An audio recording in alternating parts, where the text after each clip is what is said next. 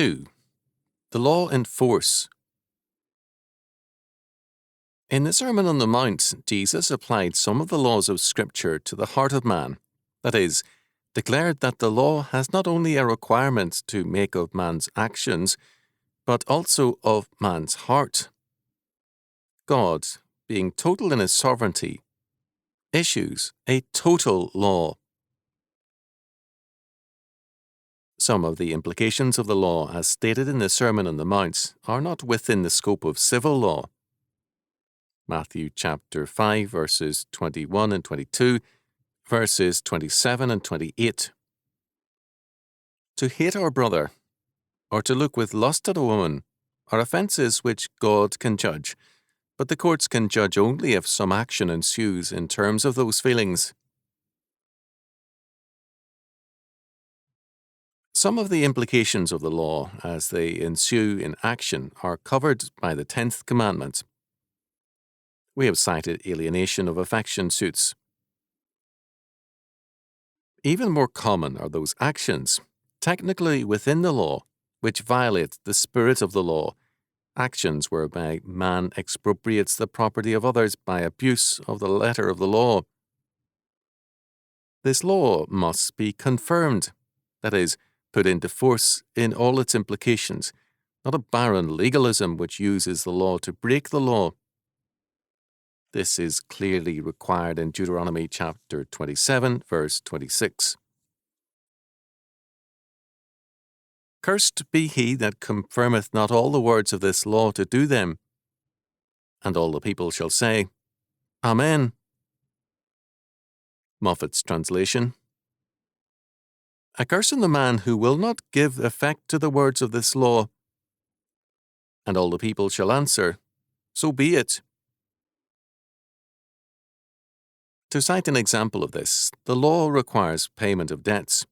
Failure to pay is a form of theft as well as perjury. The lender does need protection in business loans because many people are deadbeats and are all too ready to defraud their creditors. However, contracts are now usually dishonest because of the many clauses which, while designed to protect against defrauders, become tools to defraud the unwise and the ignorant. The fine print of contracts today may include such things as waiver of defences, contingency liability, written notification, confession of judgment, liability waivers, and pre-existing health condition clauses, all of which penalise the individual as against the company. In a world of limited liability, many of these contracts reintroduce an illegitimate form of unlimited liability. The Christian must favour unlimited liability, but not in this one-sided way. Both parties to a contract should be governed by its conditions. In an analysis of such contracts, Gene Carper wrote, Reluctant to sell the house they had lived in 35 years, a couple in an eastern state signed a contract for $2,500 to have it renovated. Unfortunately, 3 weeks later, their contractor died of a heart attack and the work was never begun. Soon after, the couple received notice from a finance company demanding monthly payments to fulfill the contract of $2,500. The couple wrote explaining the situation, made no payments, and thought no more about it. 2 months later, the sheriff served papers notifying them that the finance company had foreclosed on the house and would put it up for auction, unless they produced the cash to cover the contract, plus legal fees. They sought help in every direction, but could not raise the money. Thus, incredibly, to pay for a job never done, their house was auctioned off. Worth perhaps $30,000, it was sold to an officer of the finance company for $20,000. In another state, a 56-year-old widow bought automobile insurance from a company recommended by her insurance agent. Her policy was cancelled a year later with no explanation. Then, nearly 3 years later, she received a letter from a lawyer ordering her to pay the state $291.49 because she was liable for claims against this now-defunct company that had once insured her car. Out of her meagre earnings, she was forced to pay a little every month until the entire amount was paid off. How are such things possible? The explanation is fine print. It appears on installment contracts, insurance policies, credit cards, and almost any legal document you sign. And as many have discovered, its potentiality for disaster cannot be underestimated. In the first case, the couple had signed a contract with a waiver of defence, unaware of its meaning. In the second case, according to Miss Carper, the widow had signed with a company having a contingency liability, which, in effect, makes the policyholder a part owner of the company and responsible for its debts. Miss Carper cites many other similar examples of contracts which defraud the unwary. These contracts have a common characteristic.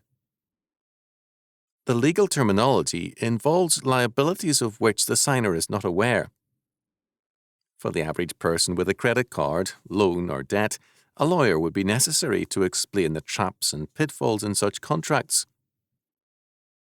These people, however, are precisely the ones who cannot afford a lawyer. Thus, the very people who need the supervision of a legal counsellor are the ones who have no practical access to one. Another aspect of the contracts appears from the above illustrations. The state is clearly involved in both, as are the courts. The business of the state courts is increasingly the business of the state and of powerful creditors against helpless and foolish people. When, under pressure, the state bans one form of extortion by statute, it leaves loopholes for several more. The legal reforms of a couple of generations designed to, quote-unquote, protect the small American, the, quote, little people, end quote, have only left such persons more vulnerable. Moreover, the federal government has paved the way for easier credit and thus more exploitation. Thus, the federal government has boasted of making housing more readily available by means of easy credit restrictions. But the 30 and 35-year notes have led to shoddy construction, a multitude of frauds, and a deeply rooted exploitation of the people.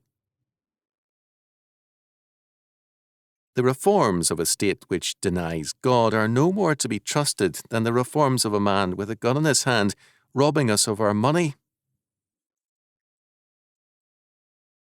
This is not to deny that certain limited legal steps are to the good, nor that some judges institute honest measures. It is the basic direction of the law which concerns us. One New York cab driver reported that a thief who robbed him of his cab and his money returned subway fare home to the man with an air of nobility and generosity. An example of reform by an apparently concerned judge is the work of Judge M. Peter Katsufrakis of the Small Claims Court of Division 4 of the Los Angeles Municipal Court. The Small Claims Court, designed as a resort for ordinary people with small claims and no means for legal fees, has become largely a collection agency for finance companies, stores, and utilities. Most of their cases were won by default because the defendant failed to show up. They failed to show up because the various defendants might be living anywhere in California from the Oregon border to the Mexican border and could not afford to journey to Los Angeles for the trial. The company involved instituted proceedings in Los Angeles, its home office, knowing it could win by default. Judge Katsufrakis directed that all such cases be tried in the jurisdiction in which the defendant lived or entered into the business dealing.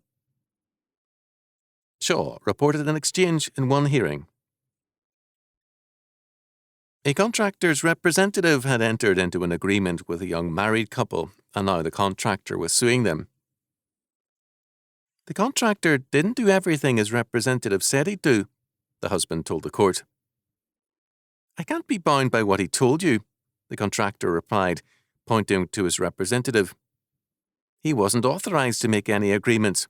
He isn't my agent. Wait a minute, fellas, Katsufrakis cut in. Don't try that tic-tac-toe routine with me. I've seen this man in here representing you before, and if you're going to tell me he isn't your authorized agent now, I'll go back to the records and void every judgment he's involved in. Most small claims courts, however, are not conducted with much regard for justice and are regarded by judges as unhappy positions from which they hope to graduate. The character of the courts, judges, and legal systems cannot be long maintained if the character of the people is delinquent and degenerate. Courts and judges do not exist in a vacuum. They are a part of the faith, culture, and moral standards of the people at large, of the nation of which they are a part. It is the principle of the revolutionists that a deep moral cleavage does exist, that the establishment is in nature and essence evil, and the people innocent and good. This revolutionary principle undergirds almost all radicalism and conservatism, and it leads to the mentality which ascribes all ills to conspiracies and virtually none to man's fallen nature. The Orthodox Christian denies that a moral cleavage exists between the establishment and the people.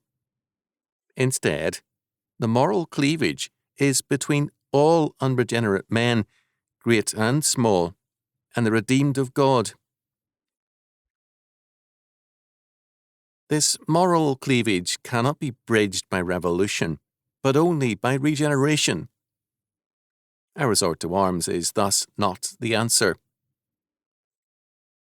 When Christians have resorted to arms in the past, it has usually been in self-defense, not as an instrument of regeneration. The 10th Commandment forbids dishonest use of the law to defraud our neighbour. A society which is established on a dishonest principle, on a lawless, anti-God foundation, will inevitably make civil covetousness a way of life, and its principle of gaining wealth will increasingly become expropriation. Deuteronomy chapter 27, verse 26, requires us to put the law into force. This forbids us to, quote, obey, end quote, the law by mere negation. We cannot be broken field runners, evading by deft footwork all violations of the law. There is no holiness in such a course. A curse is pronounced upon all who do not put the law into force, who fail to give effect to or confirm the law by obeying it in the fullest sense of the word. The law is to be obeyed from the heart,